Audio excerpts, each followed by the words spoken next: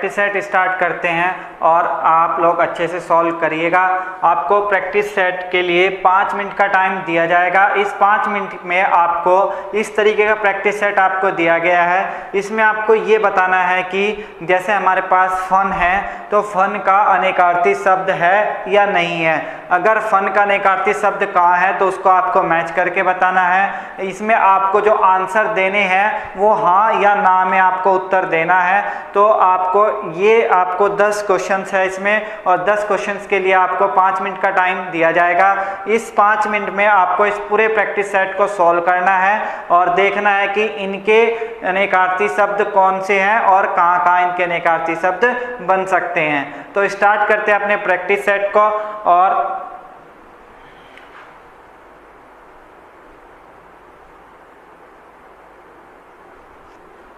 Start करते हैं।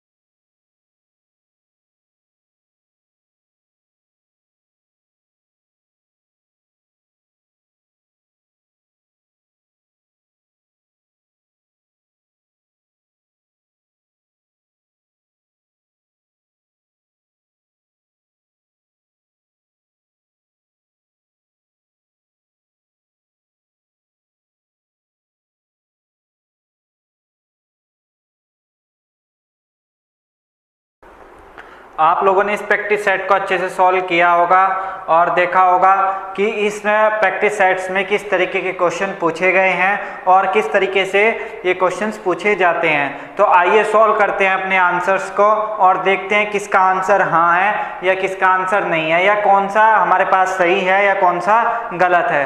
तो चेक करते हैं अपने क्वेश्चंस को। तो पहला हमारे पास है फन, और फन हमने पढ़ा था, तो फन में हमने इसके अनेकार्थी शब्दों को पढ़ा था। तो फन किसे कहा जाता है? फन कहा जाता है एक तो किसके, सांप के फन को फन कहा जाता है, या किसे कहा जाता है फन, वो कहा जाता है हमारा किसे, हुनर को। तो आपने दो इसके अनेकार्थी शब्द पढ़े थे, तो इसके सामने क्या लिखा हुआ है? इसके सामने लिखा हुआ है बांसुरी, और बांसुरी इसका अनेकार्थी शब्द नहीं है, तो इसका आंसर क्या हो जाएगा? हमारे पास नहीं हो जाएगा। तो पहले का आंसर आपका क्या हो जाएगा? नहीं। सेकंड क्वेश्चन देखते हैं। सेकंड हमारे पास क्या है? नग, और नग के जो अनेकार्थी शब्द हमने पढ़े थे वो क्या पढ़े थे? पर्वत, यानी कि पहाड़, पर्वत, ये सब, अचला, ये सब क्या पढ़े थे हमने? इसके अनेकार्थी शब्द पढ़े थे। तो देखते हैं इसके सामने क्या लिखा हुआ है। इसके सामने लिखा हुआ है पर्वत, तो इसका अनेकार्थी शब्द पर्वत होता है, तो इसका आंसर क्या हो जाएगा? हाँ हो जाएगा। तो यानी कि इसका आंसर क्या हो जाएगा? हमारे पास सही हो जाएगा। नेक्स्ट देखते हैं। नेक्स्ट हमारे पास क्या है? मधु, और मधु का जो अनेकार्थी शब्द होता है उसे देख लेते हैं। इसके सामने क्या लिखा हुआ है? इसके सामने लिखा हुआ है बसंत, और बसंत जो लिखा हुआ है ये भी बिल्कुल क्या है? इसका आंसर सही है। तो इसका आंसर क्या हो जाएगा? हमारे पास हाँ हो जाएगा। तो ये भी क्या हो जाएगा? सही हो जाएगा। नेक्स्ट देखते हैं। नेक्स्ट हमारे पास क्या है? वंश, और वंश को क्या कहा जाता है? वंश के सामने क्या लिखा हुआ है? हमारे पास हुनर, और हुनर अभी हमने देखा है किसका होता है? हुनर था हमारे पास किसका? फन का। तो ये इसका आंसर क्या हो जाएगा? गलत हो जाएगा, यानी कि नहीं हो जाएगा इसका आंसर। तो आपको बताना है वंश का अनेकार्थी शब्द क्या हो जाएगा। तो वंश का अनेकार्थी शब्द हो जाएगा बांसुरी, जो ये हमारे पास यहाँ पर लिखा हुआ है इसका आंसर बांसुरी। तो ये इसका क्या बन जाएगा? अनेकार्थी शब्द बन जाएगा। नेक्स्ट है हमारे पास हर, तो हर के सामने क्या लिखा हुआ है? भाजक, तो ये इसका आंसर क्या है? बिल्कुल सही है। तो इसका आंसर क्या हो जाएगा? हाँ में हो जाएगा। तो यानी कि इसका आंसर क्या हो जाएगा? सही हो जाएगा। नेक्स्ट है हमारे पास संख्या, और संख्या का देख लेते हैं। संख्या के सामने क्या लिखा हुआ है? शोभा, और शोभा इसका अनेकार्थी शब्द नहीं होता है, तो इसका अनेकार्थी शब्द क्या होता है? संख्या का प्रज्ञा, तो इसका अनेकार्थी शब्द क्या होता है? प्रज्ञा। तो इसका आंसर क्या हो जाएगा? नहीं। तो आपको अच्छे से आंसर समझ में आ रहे होंगे और आपने अच्छे से पढ़ा होगा, तो आप इसके आंसर अच्छे से लगा सकते हैं। नेक्स्ट हमारे पास क्या है? सुमन, और सुमन को क्या कहा जाता है? विचारवान, तो इसका आंसर क्या है? बिल्कुल सही है। तो इसका आंसर हो जाएगा हाँ।